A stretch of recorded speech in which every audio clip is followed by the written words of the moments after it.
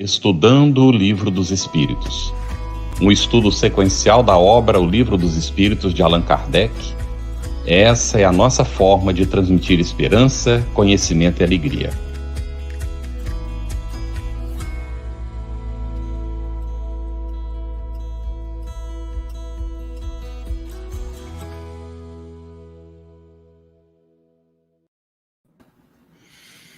Nossa saudação fraterna, você que acompanha o nosso Estudando o Livro dos Espíritos, seja muito bem-vindo. Estamos iniciando aqui com muita satisfação, não é, Cris? Nossa companheira de condução aqui desse estudo, Cris Drux, uma satisfação imensa. E nós damos também as nossas boas-vindas às nossas intérpretes para Libras, André Beatriz, que já iniciou o trabalho, e nós temos também hoje conosco a Elaine Batista, que são da Concebe. Agradecemos muito. Os nossos convidados de hoje são o Godinho, o nosso Jorge Godinho, presidente da Federação Espírita Brasileira. Satisfação imensa em tê-lo aqui novamente conosco, Godinho. E a nossa Dinane Mendonça, que já estiveram aqui conosco no estudo anterior, que ela é da Fraternidade Espírita Peixotinho, do Centro Espírita Sem Fronteiras. Nossos agradecimentos também aos nossos parceiros de transmissão simultânea. E a você que acompanha aí pelos nossos companheiros de transmissão também, o nosso abraço, o nosso carinho. Seja muito bem-vindo ao nosso estudo. É uma alegria muito grande estarmos novamente juntos, né? E hoje vamos dar continuidade ao Estudando o Livro dos Espíritos. Vamos nos debruçar sobre a segunda parte do Livro dos Espíritos, no capítulo 4. E vamos tratar da pluralidade das existências com o tema parecenças físicas e morais. Perguntas 207 a 217. Então, Carlos, começa aí, por favor. Muito bem. Nós vamos começar perguntando para a Nani. É a questão 207, Nani, do Livro dos Espíritos. Frequentemente, os pais transmitem aos filhos a parecença física. Transmitirão também alguma parecença moral? Pergunta Kardec. Boa noite a todos. Boa noite, Godinho, Carlos, Cris, as companheiras da Concebe. E boa noite a todos que nos acompanham e que vão nos acompanhar depois, porque esse estudo ficará gravado. O senhor Allan Kardec faz essa pergunta tão importante e os espíritos respondem de forma bem precisa. Eles dizem, não, porque se trata de almas ou espíritos diferentes. O corpo procede do corpo, mas o espírito não procede do espírito. Entre os descendentes das raças haverá apenas a consanguinidade. E é bem assim, meus irmãos. O que ocorre é que os pais eles vão conferir aos seus filhos a carga genética biológica, não é? Mas o espírito, ele é herdeiro de si mesmo. Ele vai trazer das suas experiências pregressas, né? Das suas experiências transatas, não é? Todo o acumulado do que ele já conseguiu avançar, e ele vai trazer também em si as dificuldades morais, os aspectos da sua personalidade que ainda precisará iluminar. Faz sentido? Faz. E Nani, Kardec, diante dessa resposta, ele insiste, né? Aí a gente volta aqui na 207A. Mas então, de onde se originam as parecenças morais que costuma haver entre pais e filhos? Se eles não transmitem essa parecença, de onde é que vem? Às vezes são muito semelhantes, né? As parecenças morais, elas decorrem porque nós reencarnamos em agrupamentos familiares que nos espelham, não é? Que se parecem conosco moralmente. Isso em tese, em generalidade. Porque nós iremos reencarnar junto daquele grupo de espíritos que, de alguma forma, possui similaridade na perspectiva do desenvolvimento moral. Mas isso poderá haver exceção a essa questão. Porque, por exemplo, Você pode ter uma pessoa que é um exímio artista, não é, com grandes habilidades, por exemplo, na música, que pode reencarnar num grupo que não tem nenhum pendor para a arte da música. Se houver necessidade para o desenvolvimento dessa pessoa, porque as questões precisam ser analisadas de uma forma mais ampla. Mas, no geral, nós vamos reencarnar junto àqueles que nos espelham.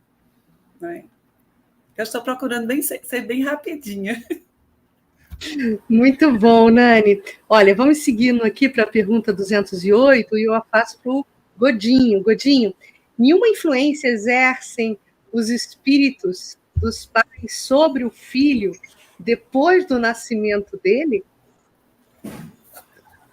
É uma pergunta muito interessante e que é de interesse de todos nós, pais, porque, na realidade, os pais exercem grande influência sobre os filhos, pois os pais são os primeiros educadores dos filhos. São eles que acolhem em seus lares os espíritos que estão ali reencarnando com o compromisso anteriormente assumido antes do nascimento. Por isso, os pais são responsáveis pelo desenvolvimento dos seus filhos. E isto tudo foi assumido antes do nascimento, porque todos nós temos um planejamento reencarnatório. Há um propósito quando nós nascemos. E o dos pais é justamente este. É porque os pais têm como missão desenvolver pela educação, e aqui faço um adendo à questão da educação, conforme a doutrina espírita nos explica e Kardec nos elucida, com a aquisição de novos valores, não a instrução. Essa nós sabemos que a escolaridade nos proporciona, mas o lar, os pais, é que são responsáveis e têm a missão de desenvolver os seus filhos pela educação. E essa é a grande tarefa, podemos até dizer que é o grande desafio dos pais, porque se falham, provavelmente as consciências irão acusá-lo e deverão se sentir culpados por não terem cumprido as suas tarefas.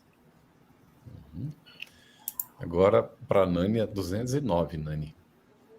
Na sequência, Kardec pergunta: por que de pais bons e virtuosos nascem filhos de natureza perversa?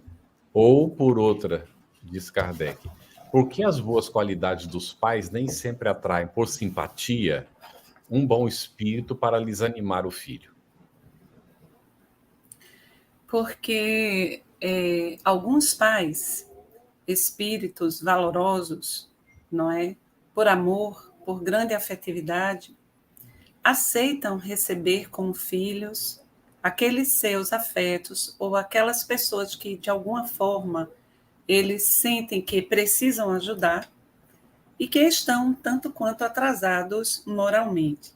Vamos pegar, por exemplo, um dos livros que mais me tocou, na verdade todos me chamam muito, me convidam muito à reflexão, e eu estou sempre lendo, da série André Luiz, né, dos livros de André Luiz.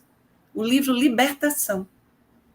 Nós vamos ter no livro Libertação um espírito maravilhoso, e eu não vou dar muito spoiler para quem ainda não leu, ficando aqui o convite para que se faça a leitura, um espírito de grande envergadura moral, não é?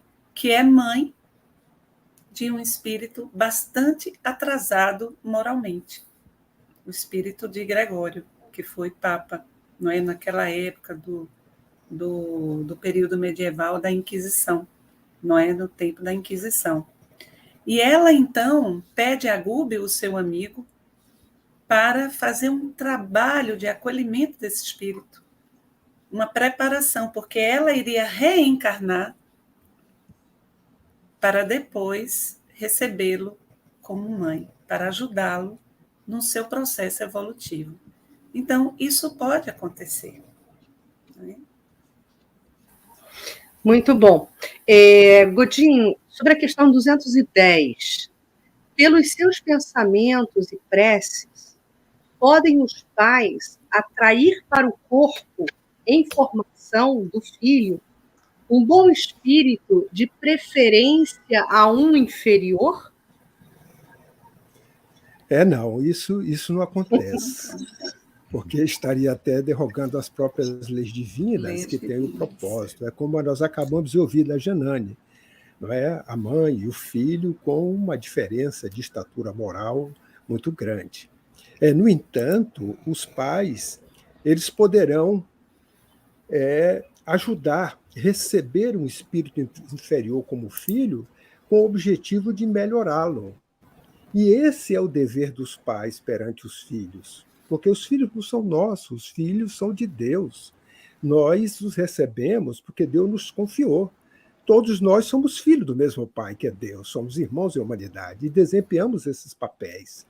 E então, é nessa oportunidade que nós poderemos fazer sim, ter um espírito inferior como filho e reerguê-lo e melhorá-lo.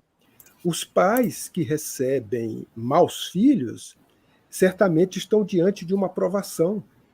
E como as provas são escolhidas por nós, certamente o mau filho foi a oportunidade que os pais pediram para ajudá-lo a melhorar-se pela educação que irão fornecer a eles.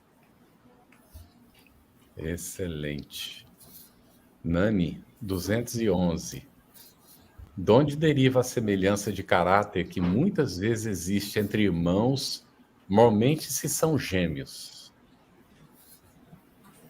Geralmente, Carlos, são espíritos muito afins, bastante simpáticos, não é? Que têm a oportunidade de virem juntos, não é? Ou nasce um primeiro e logo depois vem o outro, e a gente percebe que na família, quando existe essa grande afinidade, como há uma cooperação, como há um amor, um cuidado, desde sempre, desde muito cedo. Ou os gêmeos, por exemplo, eles podem ser gêmeos exatamente por esse laço profundo de amor. Então, essa similidade, essa parecença, né? Deu um trava-língua agora, essa semelhança moral diz respeito ao fato de serem espíritos bastante afins, simpáticos, que moralmente, agora veja bem, para o bem ou para o mal, viu? Para o bem ou para o mal, moralmente se assemelham e por isso se atraem, não é? E por falar em atração, né, Nani? Vai a minha próxima questão aqui para o Godinho. Godinho, pois que nos gêmeos, desculpe, há dois espíritos, ou por outra, duas almas, Kardec faz essa pergunta, se existem dois espíritos ou por outra, duas almas, nas crianças cujos corpos nascem ligados, tendo comuns alguns órgãos. Como é que é o bastidor dessa história? Os espíritos são muito claros e até sucintos nessa resposta. É claro, e eles dizem que sim, são dois espíritos. Agora, tem semelhanças entre eles, conforme a Jane falou, questão de afinidade. Essa semelhança é de tal ordem que parece, em muitos casos, ser um só. Mas, na realidade, são dois espíritos que ali se encontram naturalmente em uma oportunidade de resgate, tendo inicialmente esses corpos unidos, mas com um propósito que é justamente de evoluírem. E essa semelhança ela se faz mesmo de tal ordem que muitas das vezes aqueles que não entendem a questão da imortalidade, né, a indivisibilidade do espírito, etc., não compreendendo isso, têm a impressão que é um só espírito, mas não, são dois espíritos, com muitas semelhanças.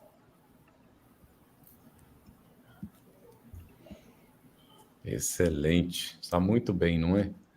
E agora, Nani, na 213, pois que nos gêmeos os espíritos se encarnam por simpatia, não é? De onde provém a aversão que às vezes se nota entre eles? Tem vezes que a mãe até diz, né? Brigavam lá no útero. Isso, essa é uma expressão popular, né? Uhum. Veja, o ódio também conecta. Não é? A gente aprende isso na obra de André Luiz. Vocês lembram daquela passagem? Hoje eu estou bem André Luizina, né? Você lembra daquela passagem, daqueles espíritos que um vinha assassinando o outro desde Prisco Tempo. E na encarnação presente, um tinha sido ajudado pelo outro, mas a ganância e ainda essa reminiscência, né, inconsciente levou a assassinar aquele que era seu inimigo do passado, que já estava começando até a reparar. E aí todo o ódio foi reacendido. Quando André Luiz e a equipe se aproximam deles dois, do encarnado e do desencarnado, eles estão, os perispíritos, profundamente vinculados, como se fossem uma espécie de múmia. Inclusive, usa-se essa expressão. Eu não sei se o livro é no mundo maior, não tenho muita certeza se é no mundo maior. Depois a gente pode até colocar esse dado aí. E aí, André Luiz fica tão tocado, ele quer ajudar. Vamos ajudar, que situação? E aí o benfeitor diz assim, calma, André, para essa questão, só um coração cheio de amor poderá ajudar. E aí ele faz uma prece e vem aquele espírito luminoso, não é? De Damiana. Eu estou com a memória péssima para nome hoje. Um espírito luminoso, iluminado, maternal, que eles pensam que seria a Mãe Santíssima, não é? Mas era um espírito extremamente afetivo. E ela os abraça, envolve-os na sua vibração para que aqueles fios comecem a se dissolver. Então, voltando para a questão, o ódio conecta. Então, pode ser que esses espíritos, eles renasçam dessa forma, juntos, para desde o útero aprenderem a dividir, a compartilhar e a começarem a construir os laços de afeto. Muito bom. Godinho, na 214, Kardec também meio que recupera essa visão popular, né? Se utilizando da expressão, inclusive, sobre as crianças que lutam no seio materno. O que deve se pensar sobre essa questão, Godinho? Na realidade, há muitos mitos e lendas que não devem ser levados em conta. E os espíritos, a esta questão, eles respondem dizendo lendas, né? Porque para significarem o quão inveterado era o ódio que reciprocamente se voltavam esses espíritos. E se figuram dessa maneira, de dizer que eles já lutavam, já estavam nessa intriga, né, desde a sua própria gestação. Então, nós sabemos perfeitamente que a reencarnação ou encarnação, ela se faz de acordo com a necessidade dos espíritos e até por uma questão de afinidade. É por isso que toda mãe, ela, em qualquer circunstância que seja, ela, ao receber aquele espírito, ela aquece. Porque a lei de afinidade, ela se faz diferente, porque é um campo eletromagnético, é um magnetismo que se faz, vamos dizer assim, por polos idênticos, diferente da eletricidade, que são polos contrários. Então, quando você acende uma luz, você tem que ter um polo positivo e um negativo. Mas a afinidade, a lei eletromagnética, ela tem que ter esses polos idênticos. Então, naturalmente, estes espíritos devem ter se preparado, aceitado, mesmo trazendo estas questões íntimas, que podem, em certa circunstância, parecer essa questão de luta, até porque nós observamos que os espíritos, no próprio nascimento, a consciência do fato, ela vai sendo perdida, vai sendo esquecida, e possa ser que isso também influencie em certo ponto. Por isso que eles dizem lendas, porque a gente não admite duas crianças no seio da mãe já brigando uma com a outra porque estão por nascer, né? Mas sabemos perfeitamente que já trazem consigo esta condição, mas com a oportunidade de juntos se repararem.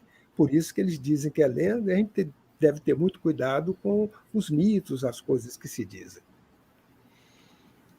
Muito bem, Godinho. Dá um aviso para você que está nos acompanhando.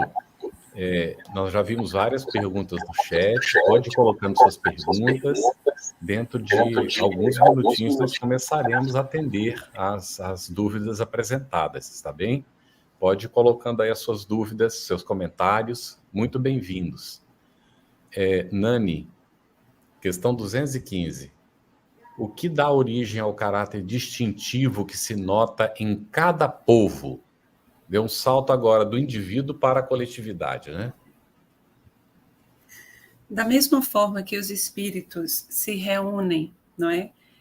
Por afinidade, em constelações familiares, em grupos familiares que lhes são afins, que lhe espelham a moralidade, o desenvolvimento, assim também existe essa constelação no que diz respeito aos povos.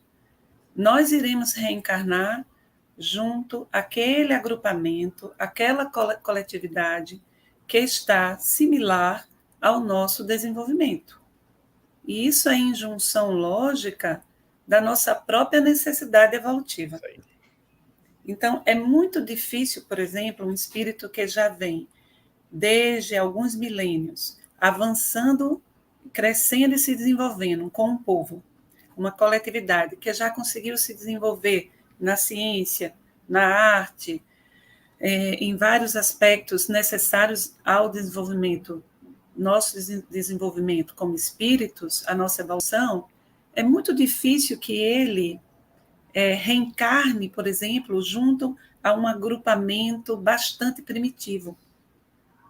Isso poderá acontecer na hipótese de um exílio, por ele ter incorrido em convivendo, porque uma coisa é o desenvolvimento intelectual, a asa da intelectualidade, não é? Nós podemos avançar bastante a nossa asinha da moralidade, ela ficar bem cheia de peninha.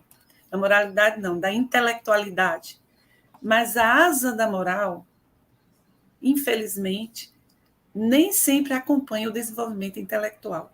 Então, só ia acontecer que espíritos que já com algum desenvolvimento intelectual reencarne entre povos mais atrasados, entre grupos, coletividades mais atrasadas, não é por castigo, é por uma questão de afinidade. Aquele povo que ele estava vinculado avançou moralmente, ele não, continuou perverso, continuou com suas ideias de ódio, então, muito embora, não obstante, seja muito inteligente, ele vai não decair, porque não se decai.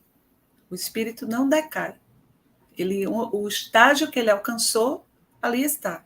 Ele fica ali. Mas ele vai conviver com espíritos que estão moralmente mais parecidos com ele.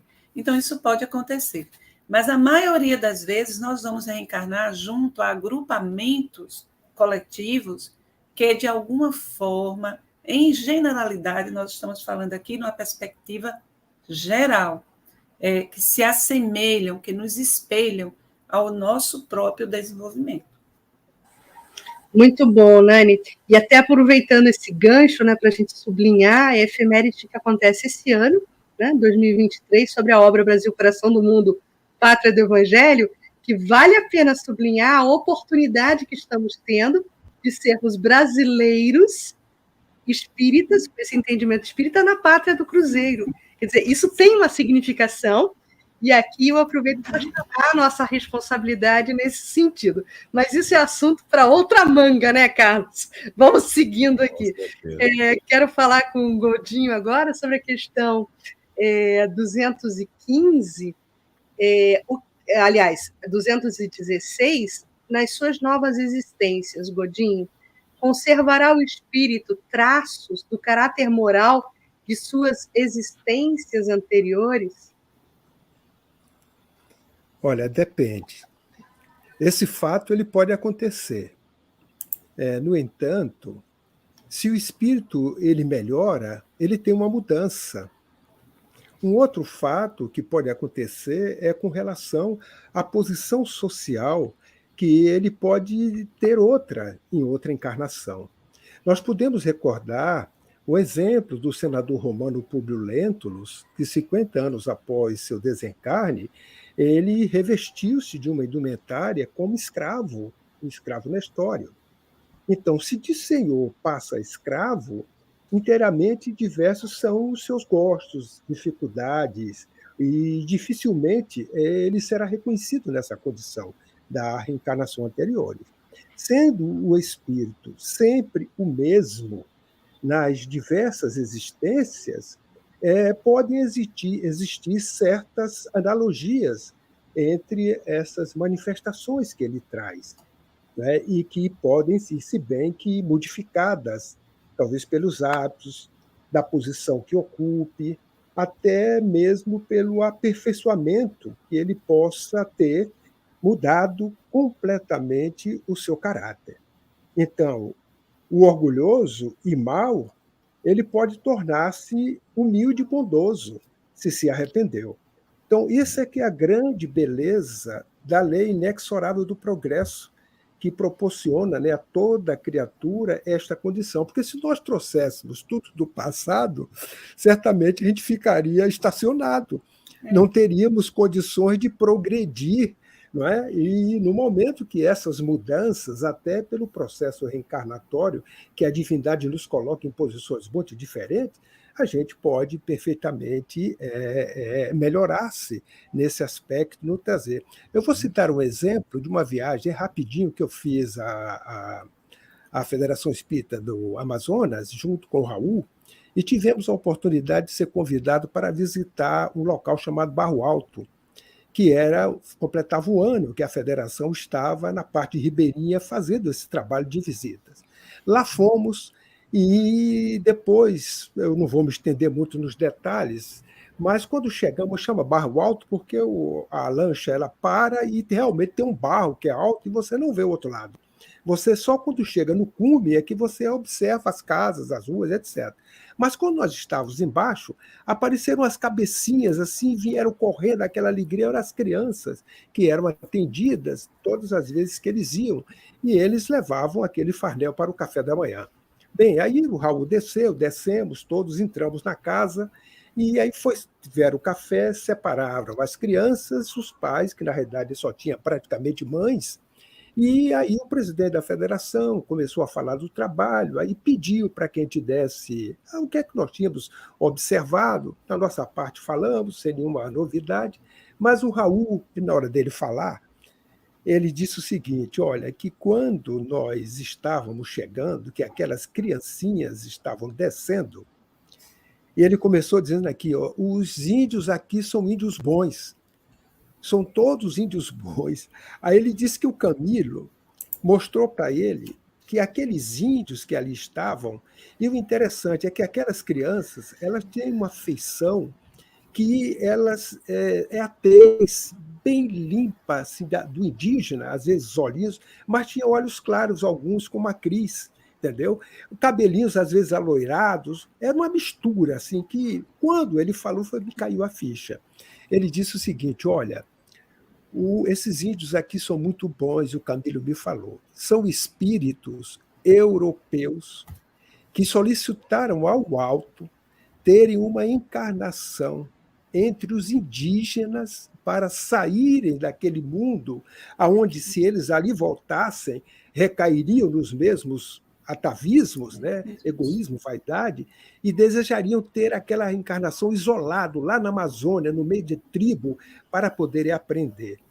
E eles se apresentavam ainda como indígenas naquela condição, porque essa encarnação foi muito marcante. E eram trabalhadores que estão naturalmente na equipe do Dr. Bezerra, trabalhando nessas regiões, ajudando os ribeirinhos, ajudando aqueles que lá se encontram. Então, você veja que beleza. Imagina se ele trouxesse a vaidade, o orgulho lá do passado. Então, teve que forjar-se, né, nessa posição, onde, após ela, naturalmente, eles evoluíram, e assim é o progresso. Nós vamos crescendo e levando conosco agregando essas experiências para que possamos um dia sermos espíritos angélicos. Que beleza. Quanta misericórdia, não é, Godinho? Quanta misericórdia. Que exemplo maravilhoso. Isso. É tão incrível, não é? E com o processo reencarnatório, há uma miscigenação impressionante, não é? E Carlos, ao reencarnar ali perto da floresta, não é? Ele sai daquela psicosfera densa do velho continente.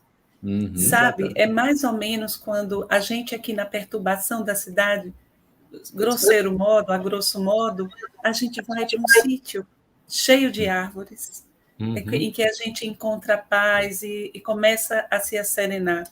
Lógico, numa comparação bem grosseira. Mas deixa claro, né, o que acontece no campo espiritual do indivíduo, né? Muito interessante. E Nani, a 217 é do caráter físico de suas existências pretéritas, conserva o espírito traços nas suas existências posteriores? Então, lá do passado, não é? Ele diz o caráter físico dele, vai ter influência numa encarnação posterior? Veja bem, o corpo que nós temos hoje, não é? Ele vai virar pó. Isso não quer dizer que a gente vá, na próxima reencarnação, ter um corpo igualzinho, o mesmo molde, a mesma coisa, não é? O mesmo avatar. Né? Não faz sentido, isso é contra as leis naturais, inclusive, não é? Mas tem alguns aspectos a se considerar. Gostaria até de pedir que as pessoas lessem essa resposta, porque é uma resposta muito bem explicada, muito bem comentada, não é? Então, o perispírito, não é? Que é este corpo feito de matéria quintessenciada, não é? Que envolve o espírito, é nele que ficam impressas, não é? Toda a estrutura que vai possibilitar, todo o código, podemos dizer assim, que vai possibilitar a formação do próximo corpo. Vai ficar impresso nele. Então, ele é o que Joana de Ângeles refere como sendo o modelo organizador biológico. Então, quando a pessoa reencarna, o espírito, né, o próprio perispírito, ele vai imprimir no novo corpo, que é outro corpo, não é, que vai ter as parecências genéticas, biológicas, com os pais, os genitores, não é? Os novos genitores, mas o espírito ele vai imprimir certas características que lhe são próprias. Então, na resposta, nós vamos encontrar uma expressão que eu achei perfeita e sintética.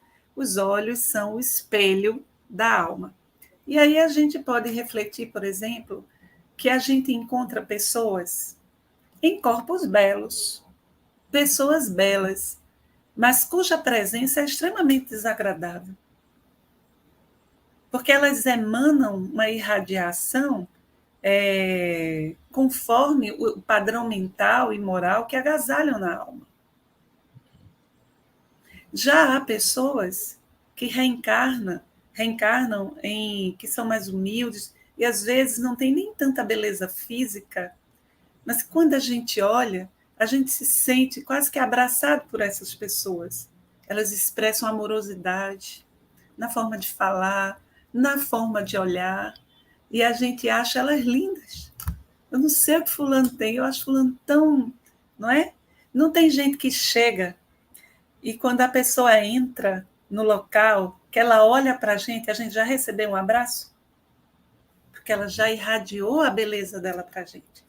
E há pessoas que chegam, não falam nada e a gente se sente mal. Não é? Então, o que é que vai acontecer? O espírito ele vai imprimir no corpo os seus caracteres morais. É interessante, você percebe que pessoas que são de uma condição social menos favorável nessa encarnação, mas que trazem um refinamento próprio, não é? Uma forma delicada de falar, que tem um gosto delicado, você percebe. E quando ela entra em contato com a cultura, com a beleza, a sua alma já floresce. já desperta, não é? Por quê? Porque traz no espírito. E já há pessoas que nascem em berço de ouro, que tiveram acesso à cultura e à educação, que são de extrema grosseria, não é? Então, é importante que a gente perceba que é o espírito que vai trazer essas impressões. Então, quem eu sou nas próximas reencarnações vai se manifestar no corpo físico que a gente vai receber, não é? Não sei se ficou claro. Muito bom, claríssimo. Mais pedagógico do que isso, impossível, Nani? Muito obrigada. Perfeita a resposta. Olha, vamos passar agora para algumas questões aqui do chat. Eu selecionei uma aqui, viu, Carlos Godinho, da Anelore Castella, às 8h12. Ela nos faz uma questão que eu acho que a gente consegue desdobrar bem, Godinho. No caso de um espírito pedir bons pais e acabam não seguindo os bons caminhos, esse espírito, ele desperdiça a sua jornada terrena? Veja bem, o pedido ele pode sempre existir, mas é dado a ele aquilo que é necessário. Suponhamos que o que ele pediu seja necessário, é bom de fazer essa distinção. Receba realmente paz, dê-lhes as boas instruções, e ele não segue. Olha, se ele não segue, os pais são aqueles responsáveis por orientar as crianças. Por isso que os grandes problemas da humanidade, os espíritos já traduziram dizendo o seguinte, que a criança sem limite e o jovem sem orientação são os grandes males da humanidade. Então, se este jovem teve os limites quando criança e teve as orientações na sua fase aí já mais madura, certamente ele teve tudo para seguir aquele compromisso existencial. Se ele falhou, desvirtuou, é a sua liberdade, a livre determinação individual, que ele vai passar a sentir-se naturalmente arrependido e culpado, mas jamais poderá culpar os pais. Não é? Assim como os pais, ao observar tudo que deu para os filhos, numa análise, eles vão entender e não vão se sentir culpados, porque só fizemos tudo que eu tinha, que pudemos dar a ele de bom. Então, eu sou da religião A. Eu dei a ele a religião A desde criança, para ele entender, porque o grande problema é, às vezes, nós temos algumas ações e atitudes, principalmente nesse aspecto moral e até no aspecto, porque o intelectual a gente paga os melhores colégios, faz tudo isso. Mas quando chega na questão religiosa, por exemplo, a gente abraça uma religião, mas deixa os filhos escolher quando eles estão lá depois. Então, esse exemplo a gente não dá. Então, talvez isso possa até refletir no desvio por ausência deste aspecto que os pais não deram. Aí os pais vão se sentir corresponsáveis. Mas se os pais dão aos filhos tudo o que lhe é necessário e, ao mesmo tempo, dar-lhe também a opção religiosa que ele fez, porque é como a Jane falou, né? Nós temos dois braços. Você tem o intelecto e tem a parte moral. Então, a escolaridade não dá essa parte moral. Quem dá a parte, quem evangeliza é o lar. Não é? A religião ela apenas colabora, porque a gente manda os nossos filhos, vamos no caso os espíritas, para as casas espíritas, e ele passa lá durante a semana 2 horas, 1h30, etc. Mas as demais horas do dia e da noite são com os pais. Então, na realidade, nós é que estamos com a oportunidade de dar-lhes tudo isso. Se eles seguirem depois, ótimo, mas se eles não seguirem, nós devemos nos preparar, talvez, para outras oportunidades, como as lições nos trouxeram, da gente acolhê-lo novamente, né? Como foi dado o exemplo aqui anteriormente, de Gregório, de sua mãe. E esse é o processo do ir e vir da cooperação solidária que existe entre nós quando cumprimos os nossos papéis. Então, eu poderia dizer assim, se os pais fizeram tudo o que deveria, certamente o filho depois ele vai entender que o problema foi dele. Agora, se os pais falharem em alguma coisa, passam a ser corresponsáveis com aquele desvio do filho. Muito bom, Godinho. Nani, antes mesmo de iniciar o nosso estudo hoje, às 19h52, a Ana Lúcia Brolho, ela perguntou em que momento um espírito evoluído moralmente começa a se manifestar num corpo ainda criança. Como se processa essa interface? Essa pergunta, ela é complicada da gente responder, porque a gente não tem a resposta precisa. Desculpe, minha irmã, eu não vou conseguir responder isso, porque eu não sei. Em que momento um espírito evoluído começa a se manifestar numa criança? Por que tem que ser um espírito evoluído? Não é? Por que tem que ser? Porque não pode ser um espírito mais atrasado. Não é? Tem tantas questões aí. Eu acredito que talvez você devesse pensar, reformular um pouquinho a questão. Reformula, coloca aí, para que a gente possa entender melhor, porque dessa forma, pelo menos para mim, não sei, Godinho, se você conseguiu entender.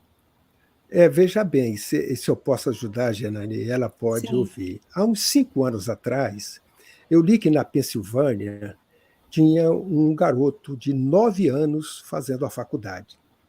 Os seus pais disseram o seguinte, que com 6 meses ele já falava a língua inglesa. Com menos de 2 anos, ele já dominava a matemática, a álgebra.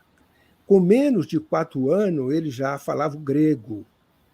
E ele estava na faculdade com 9 anos. E os professores diziam assim, ele é o único aluno que não anota nada.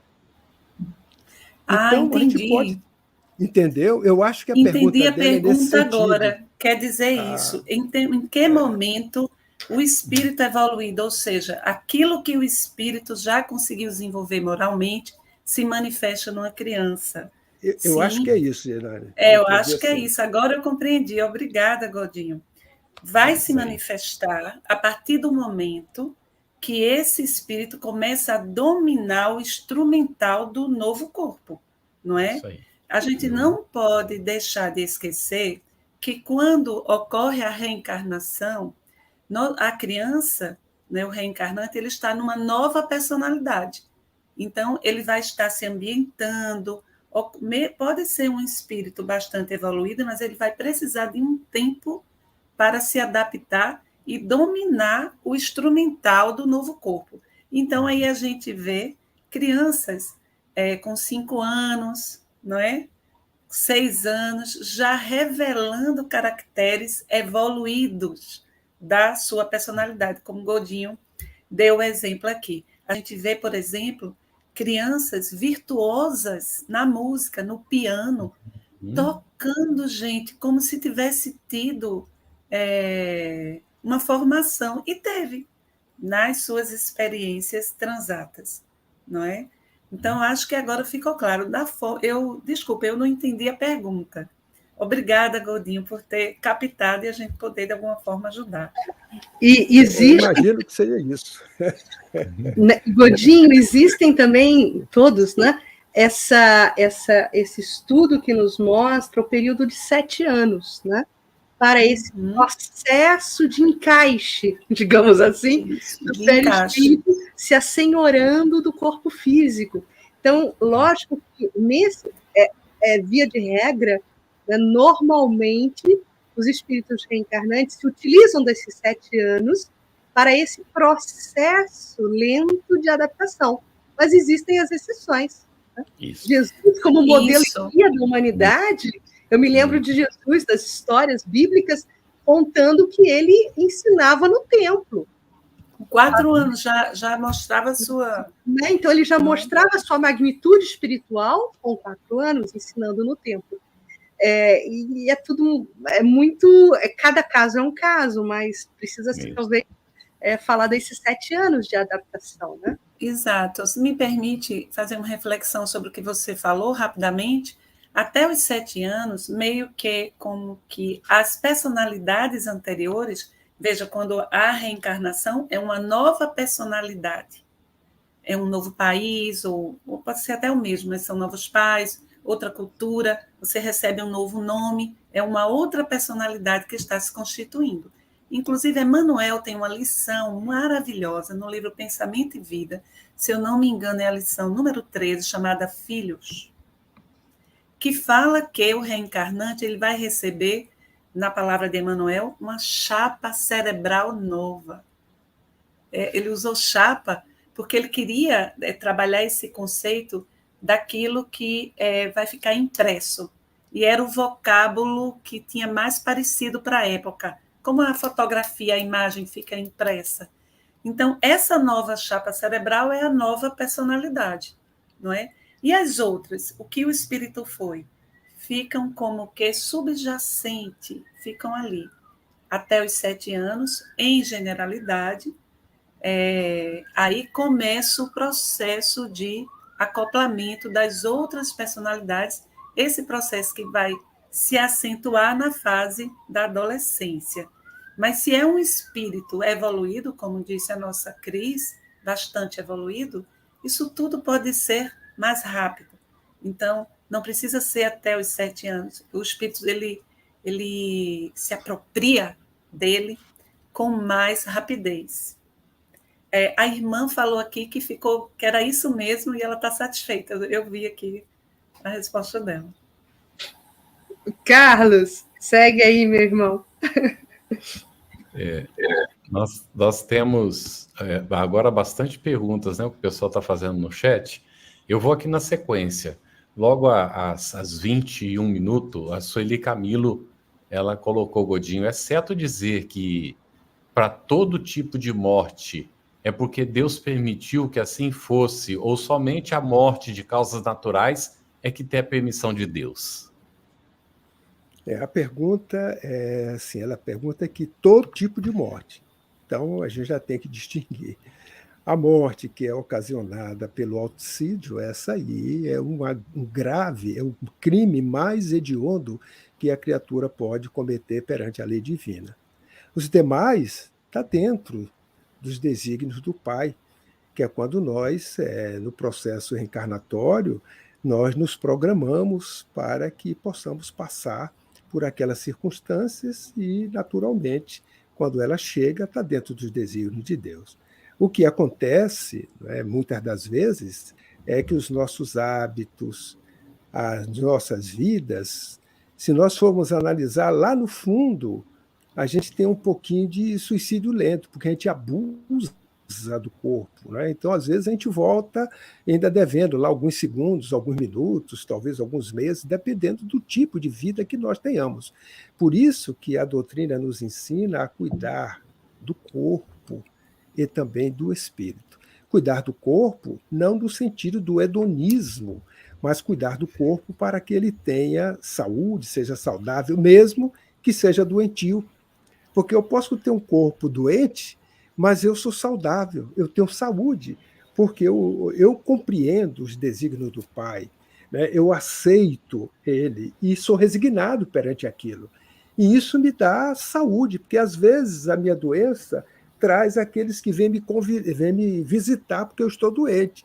E se eu estiver saudável, eles muitas das vezes saem porque vinha com uma perspectiva e volta com outra perspectiva, justamente pela saúde que a gente possa proporcionar e ter em função desse equilíbrio mente-corpo, quando nós temos o conhecimento e a certeza, a convicção da imortalidade e que os desígnios do Pai se fazem de formas sábias, né?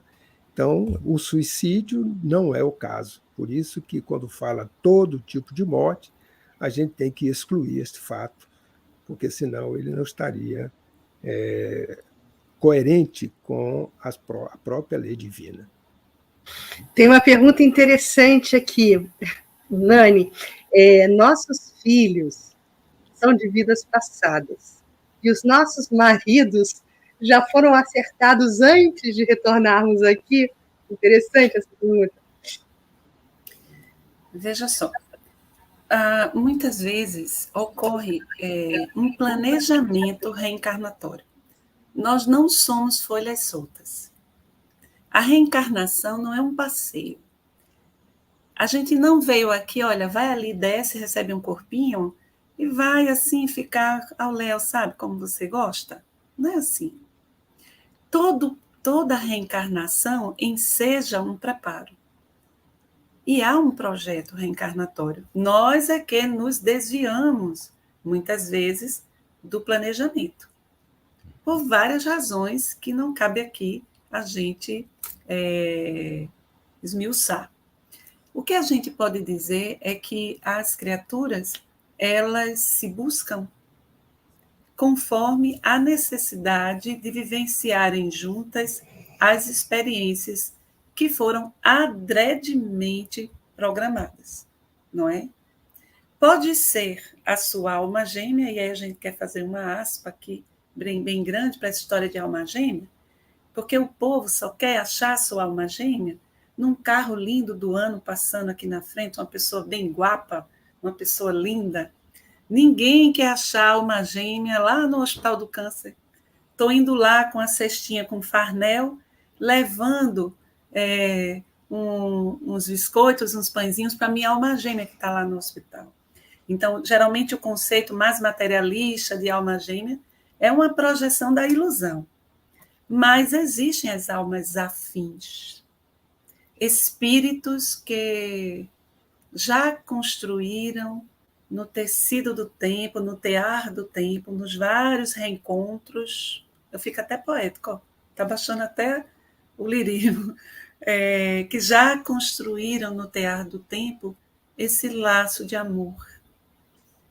Um laço de amor, e se há a felicidade da gente reencarnar e encontrar esse espírito, é uma maravilha. Mas muitos de nós reencarnamos e muitas vezes constituímos núpcias, casamos com pessoas com quem precisamos nos unir para desenvolver certas atividades para o desenvolvimento nosso e de espíritos que iremos receber, não é? Eu, nessa reencarnação, eu agradeço de joelho a Jesus. Eu fico até emocionada, porque com 19 anos eu encontrei o meu esposo. E nós estamos juntos, casados há 30 anos. E assim, eu tenho certeza que ele é minha alma gêmea. O amor é profundo, é um amor que atravessa, assim, que é uma coisa, assim, indelével, indelével. Por isso eu sou muito cuidadosa e zelo e presto atenção a esse mérito de tê-lo reencontrado. Porque a sensação que eu tenho é que eu caminhei muito sozinha em encarnações anteriores até ter a sorte de caminhar nessa com ele.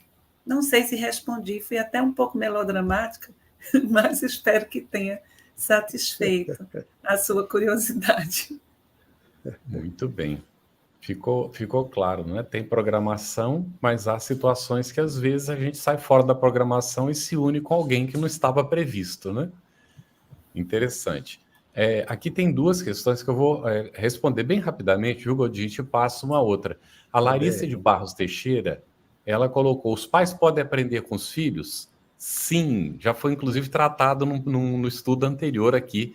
Os pais podem aprender muito com os filhos. E isso tem acontecido cada vez mais, né? Os filhos virem com condições de ajudar.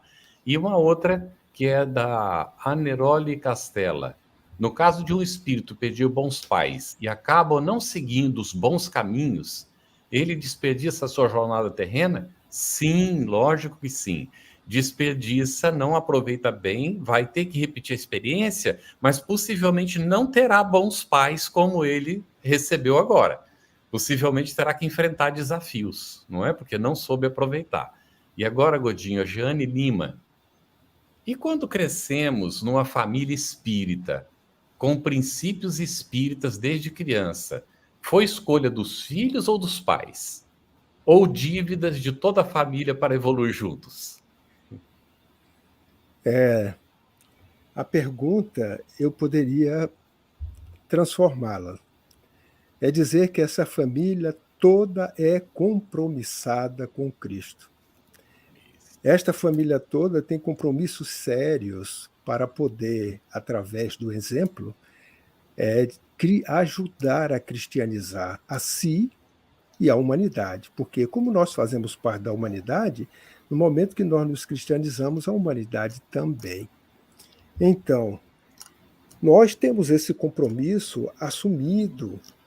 E todos nós, quando temos esse compromisso, por sermos espíritas, a responsabilidade aumenta. Nos dias de hoje, nós podemos dizer assim, eu não sei se o que eu vou falar é muito forte, né? Não precisa mais nem falar de Jesus, porque tanta gente fala de Jesus nos dias de hoje. O que está precisando é viver o que Jesus nos ensinou. Porque falar de Jesus, a Terra como um todo está falando de Jesus por todos aqueles que são seus seguidores. Agora, vamos olhar aqueles que estão dando testemunho daquilo que ele nos ensinou. Então, uma família espírita, todos espíritas, tem por dever, por obrigação, de dar esse testemunho, não é? De viver, talvez iniciar como letras do Evangelho, daqui a pouco fazendo palavras do Evangelho, frases do Evangelho, períodos do Evangelho, e quem sabe, quando todos estiverem já na minha idade, estarem fazendo páginas do Evangelho como Paulo. Então, esse é o grande compromisso que eu vejo da família, que assumiram esse compromisso, se nasceram no Brasil, com Ismael, porque esta obra dele é um compromisso que ele assumiu com o programa do Cristo de cristianizar. Então, a gente começa conosco essa cristianização. E que beleza essa família, todos espíritas. Parabéns. Bom, maravilha. Sigamos juntos, né, Godinho? Olha, tem uma participação aqui da Tereza Cristina Pascucci. Ela é, inclusive, uma irmã surda que nos acompanha, do estado de São Paulo. E ela traz uma pergunta muito interessante, Nani. Os pais são alcoólatras e os filhos também. Será que os filhos são alcoólatras por causa dos pais, da influência deles, ou é por causa de outras vidas? Tereza, um abraço, Tereza. Que bom que você está acessando esse estudo através do trabalho maravilhoso da equipe do Concebe. Que maravilha. Olha, a gente falou no programa de hoje que muitas vezes as famílias elas se formam através exatamente dessas afinidades, não é? Então, pode ser que esse filho que reencarna nesse ambiente de pais alcoólatras, exposto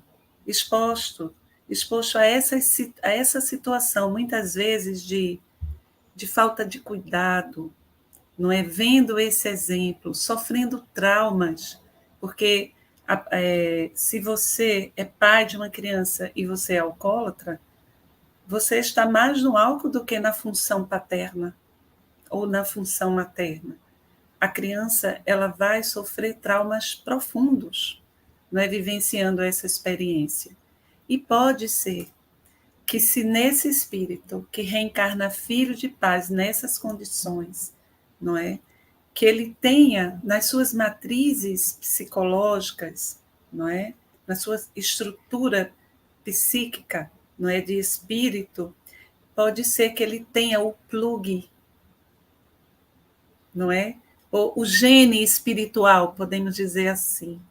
O gene espiritual, a tendência espiritual ao alcoolismo, e aí pode ser que a pessoa venha desenvolver também o alcoolismo, não é?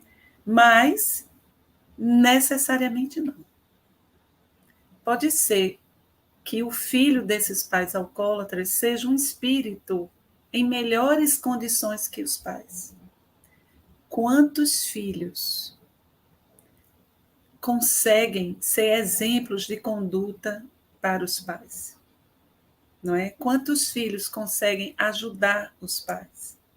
Eu conheço uma jovem cujo pai era alcoólatra, era alcoolista. Ele era o que nós chamamos de alcoolista de final de semana.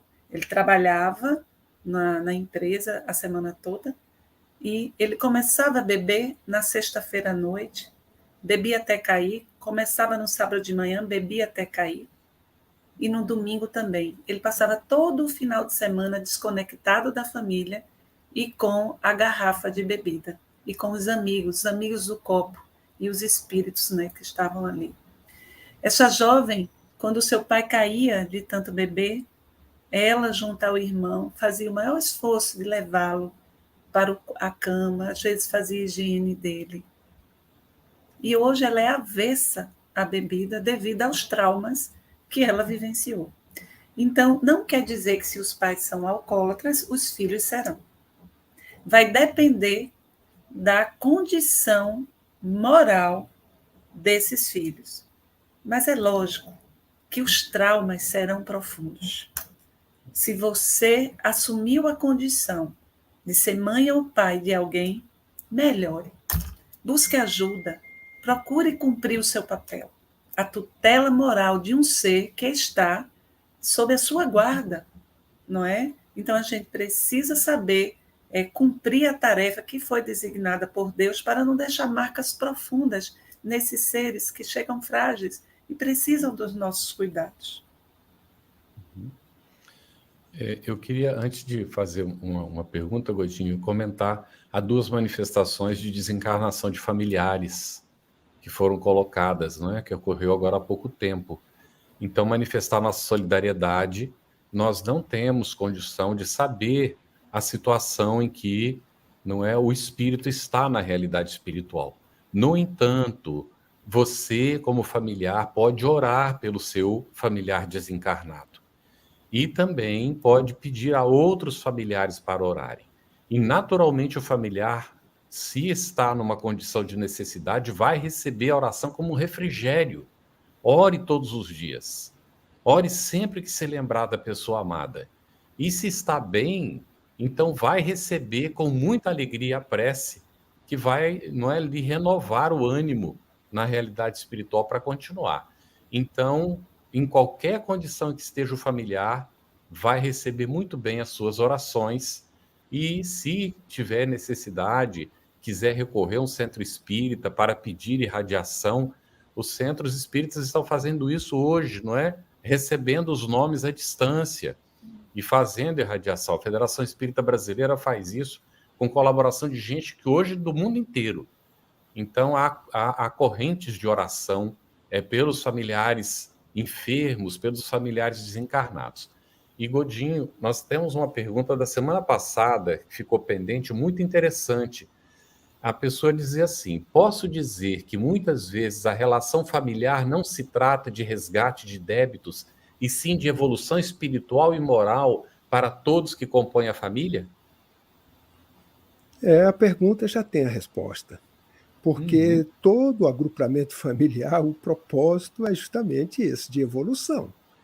E é natural que ele se faça até com essa diversidade deste cadinho, ali se encontrarem afetos e desafetos, para que através dos laços sanguíneos se construa a verdadeira família, que é ligada pelos laços espirituais. Porque a família ligada pelo laço sanguíneo sabemos que é temporária. Se eu casei, tive um filho, e o meu filho não teve filho, quando eu desencarnar e meu filho desencarnar, minha família acabou. Mas os laços espirituais, eles perduram eternamente. E a família tem justamente esse propósito. É claro que quando a família ela tem essa diversidade, afetos e desafetos, o propósito é a reparação, é se ajudar mutuamente, é se amarem, para que no futuro possa construir uma família, vamos dizer assim, com menos diversidade, mais harmônica, mais simpática, com um espírito que tem os mesmos gostos, os mesmos sentimentos, que é o caminho que nós estamos indo lá para o futuro, não é? Quando a Terra estiver melhor, e nós também, e ela só estará melhor quando nós estivermos, as nossas famílias elas serão compostas mais por afinidade com o bem, porque todos nós já estaremos mais praticando o bem. Então, teremos momentos felizes, famílias mais harmônicas, E o propósito, seja agora ou depois, é justamente esse, do crescimento de todos que aí se encontram. E chegará o momento, né, Godinho, que vamos nos enxergar componentes de uma única família universal, né, quando a evolução já se der no seu ápice, né, no seu processo ápice. Vamos perseguir esse sentimento de família universal. Nós temos uma questão aqui da semana passada que eu quero poder colocar para a Nani. Existe a possibilidade de um espírito, Nani, reencarnar numa família, num seio familiar, onde ele nunca tenha estado antes, com nenhum dos outros integrantes? Sim, claro que sim. Não é? Pode sim, pode. Ele nunca esteve com aqueles integrantes dentro do mesmo seio familiar, não é isso? Por exemplo, nunca foram parentes em reencarnações anteriores, não é? Pode. Então, imagine, vamos dar um exemplo. Imagine que nós tenhamos nos comprometido com um determinado grupo de pessoas, que por causa da nossa desdita, da nossa incúria, nossa falta de cuidado, aquele grupo de pessoas veio a sofrer bastante. Nosso espírito se sente em dívida moral com aqueles seres, não é? Então, nós podemos pedir, por exemplo, para sermos mãe ou pai daqueles espíritos. Sendo que nunca eles foram nossos parentes, a nossa família consanguínea em reencarnações anteriores. Faz sentido?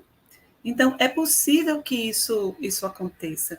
Lembrem, nós falamos no estudo anterior, a família é esse lugar privilegiado, como diz Joana de Ângeles, é essa oficina onde se vão caldear as emoções.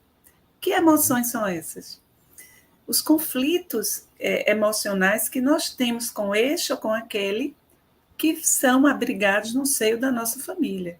Então, pode, por exemplo, você receber o seu filhinho, aquela coisinha linda, fofinha, com sua cara, mas você olha para ele e você sente uma aversãozinha. Aí, ao mesmo tempo, mas é meu filhinho. É isso que Joana fala de caldear as emoções. Eu gosto e não gosto, eu amo e não amo, não é? A gente fica nesse conflito, muitas vezes com os nossos parentes, porque a família é essa oficina onde a gente vai trabalhar o amor, o afeto, na paciência, na humildade, no cuidado e, sobretudo, não desistindo. Não devemos desistir. Às vezes a gente precisa se separar, até fisicamente, para que algo mais grave não aconteça. Mas a gente deve lembrar de Jesus, quando Jesus diz assim, no Sermão do Monte: se alguém pedir que você caminhe mais uma légua, 1000 léguas, caminha mais 2. Simbolicamente, o Senhor está querendo dizer, não desampara a pessoa. Vai com ela, nem que seja espiritualmente, nem que seja com oração. Genane, Cris e Carlos, eu posso apenas dar um outro exemplo? Pode, vamos adoro. ver. Nós estamos agora vivendo aquele momento que a Gênesis, no capítulo 18, fala das 2 gerações. E nós estamos tendo espíritos encarnando na Terra, que são de mundos felizes. Então, eles vão estar com famílias nessas condições, porque estão chegando aqui, se adaptando e, naturalmente, dentro da lei de afinidade, as famílias que estão recebendo são aquelas que já aceitaram, têm aí lá na sua essência, a divindade sabe perfeitamente, mas eles estão pela primeira vez tendo a vestimenta, a indumentária terrena, numa família onde nunca estiveram aqui antes. Isso, Godinho, eles não estão reencarnando, eles estão encarnando na Terra. Isso, né, pela primeira vez. Muito legal. Muito bom. Excelente. Cris, a gente está bem próximo do tempo, né, de terminar. Eu vou fazer uma última pergunta aqui para o Godinho, E aí, você, por gentileza, encaminha o fechamento. É da Rosana Souza, Godinho, às 21h06, ela perguntou: quando uma pessoa fuma muito e morre de efizema, é suicídio? Veja bem, é a lei de causa e efeito. O plantio é livre, a colheita é obrigatória.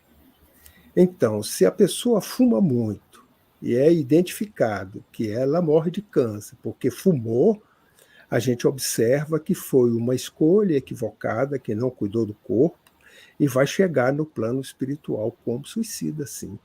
Porque ela chegou lá antes do tempo previsto. Com certeza, a questão do câncer, ele adiantou a sua volta ao plano espiritual. Agora, se ela jamais fumou e tem uma vida saudável e morreu de câncer do pulmão, aí a gente pode dizer com certeza que tem alguma coisa em vidas pretéritas. Mas aí fica muito claro, não é, que foi uma escolha e, naturalmente, o desencarne como consequência que a própria ciência, a medicina, já indica, olha, isso aqui é um câncer que teve origem no fumo. Então, aí já tem a resposta da causa e do efeito, e, naturalmente, o regresso ao plano espiritual levará essa condição de que é um suicídio de forma lenta, que o espírito fez a opção, talvez até por ignorância, né? A pessoa tem o hábito, está no meio social, o hedonismo.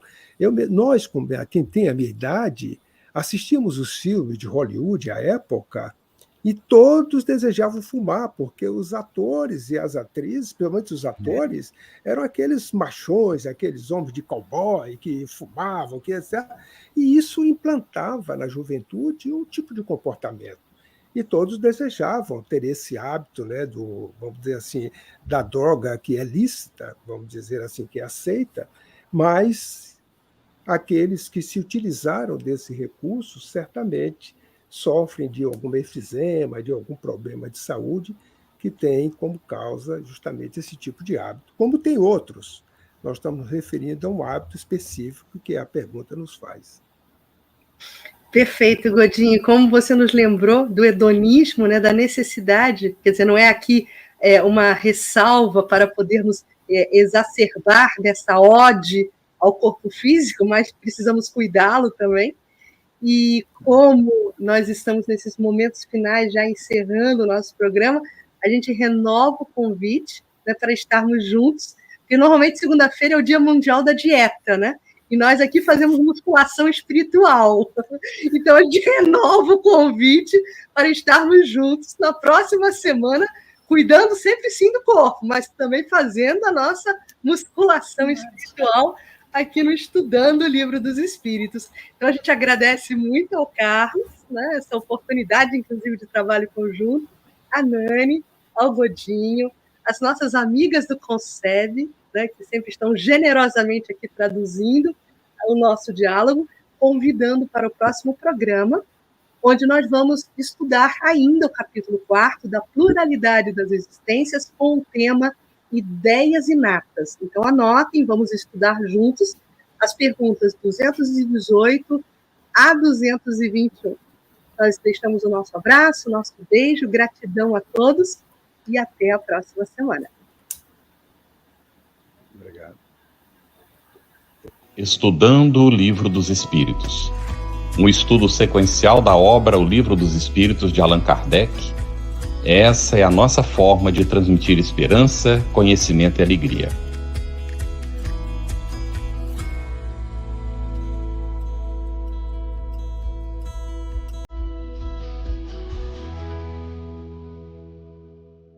Aproveitando a minha expressão de gratidão, dizer que tu continues a participar, colaborando tanto quanto possível, para que esta proposta de amor e de paz continue a celebrar a vida por mais longos anos, porque a necessidade do mundo é impiedosa, crescente.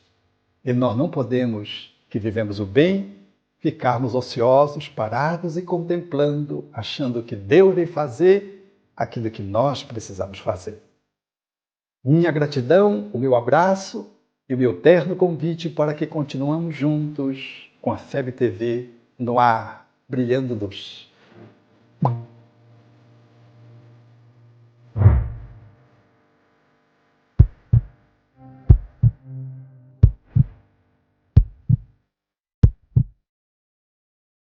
A Federação Espírita Brasileira lança o portal FEB Podcast, com conteúdos em áudio que objetivam esclarecer e consolar corações para uma postura de vida com fé, harmonia e esperança. Diretamente dos estúdios da Federação Espírita Brasileira, está começando o podcast Espiritismo em Pauta. Você está ouvindo o podcast Estudando o Livro dos Espíritos. Olá, eu sou o Thiago Toledo e você está ouvindo o podcast do Cidadão do Universo. Você está ouvindo o podcast do Entre Dois Mundos. Você está ouvindo o podcast do Gostinho de Leitura. Estudando o Livro dos Médiuns. Olá, eu sou a Marina Miranda e você está ouvindo o podcast Minha Nada Mole Encarnação. Essa é a nossa forma de transmitir esperança, conhecimento e alegria. Conheça a Federação Espírita Brasileira, que busca mostrar quem ela é, o trabalho realizado por meio desta instituição centenária, trazendo você para dentro da nossa casa. Como surgiu a Federação Espírita Brasileira? De Augusto Elias, o seu fundador, aos dias de hoje, o que ocorreu?